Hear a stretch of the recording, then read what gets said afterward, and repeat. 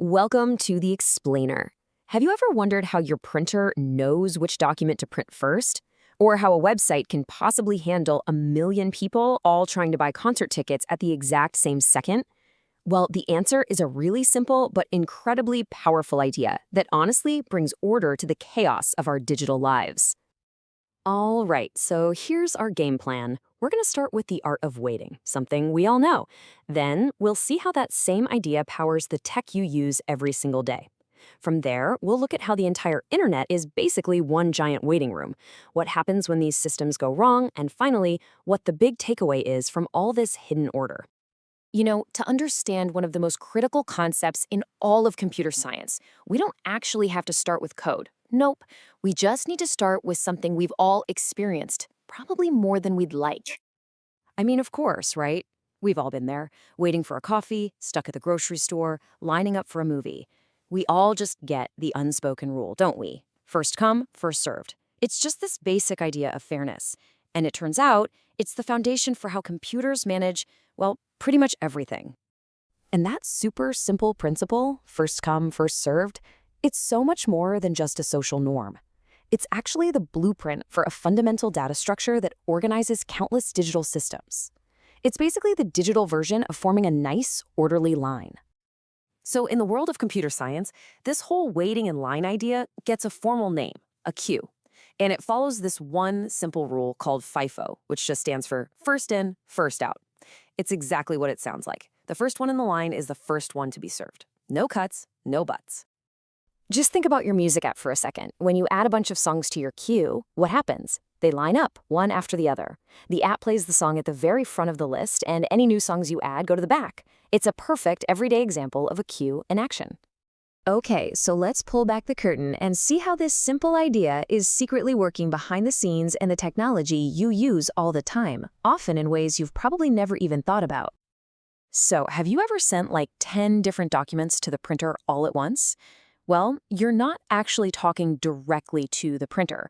What you're really doing is adding all of those documents to a print queue, which then patiently feeds them to the printer one by one. You see, this whole process is a really clever way to manage resources. Your computer is super fast, right? But your printer, it's pretty slow. So the print queue, which is sometimes called a spooler, acts like this little holding area. It takes all your print jobs at once so you can get back to your work, and then it feeds them to the slower printer in the exact order you sent them. Pretty smart. And this idea of managing a slow resource, it's not just for printers. It's happening deep inside the very brain of your computer, the CPU. It's constantly juggling hundreds of different tasks, and to keep everything running smoothly without crashing, it relies on queues. Seriously, without a queue, your computer would be absolute chaos. A background update could just decide to jump the line and take priority over the video you're trying to watch. Queues make sure the CPU gives its attention to tasks in a fair, predictable order. It prevents the whole system from just grinding to a halt. All right, so we've seen this on your personal computer. Now let's zoom out, like way out to the entire internet. Because out here, queues are basically what stand between you having a smooth online experience and complete, total digital chaos. Oh yeah, you've definitely seen this before. If you've ever tried to buy tickets for a super popular concert, you've probably been dumped into a virtual waiting room. Well, that's not just some marketing trick. It's a massive, powerful queue designed to handle that insane rush of traffic and keep the website from completely crashing. This system is all about fairness and stability. Instead of letting everyone stampede the gate at once and bring the whole thing down, the queue lets people in at a rate the system can actually handle.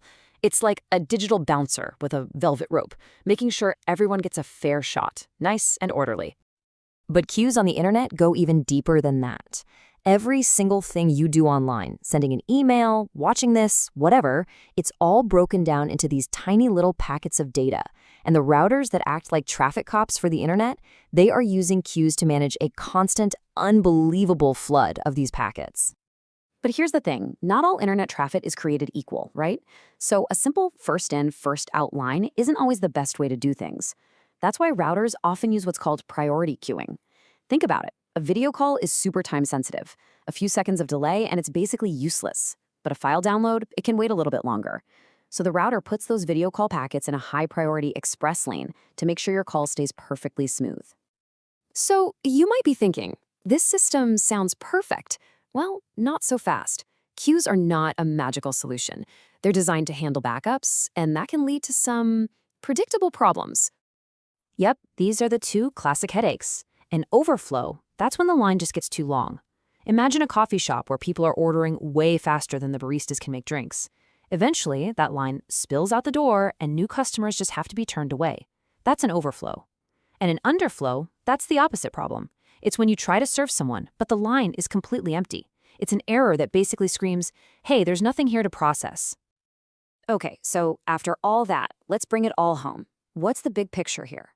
Why are queues so important to understand? It really all comes down to this. In our digital world, resources like processing power and bandwidth and memory are always limited. And queues are the simple, elegant solution for managing who gets access to them. They turn what would be a total chaotic free-for-all into an orderly, predictable process. And this really hits the nail on the head. The key thing to remember is that queues are absolutely perfect for tasks that don't need to happen right this second, but they do need to happen in a specific order. They give you a guarantee that your turn will come, and that brings a fundamental sense of fairness and order to our digital world. So, the next time you're waiting in line somewhere, just think about all the invisible queues that are making your digital life possible.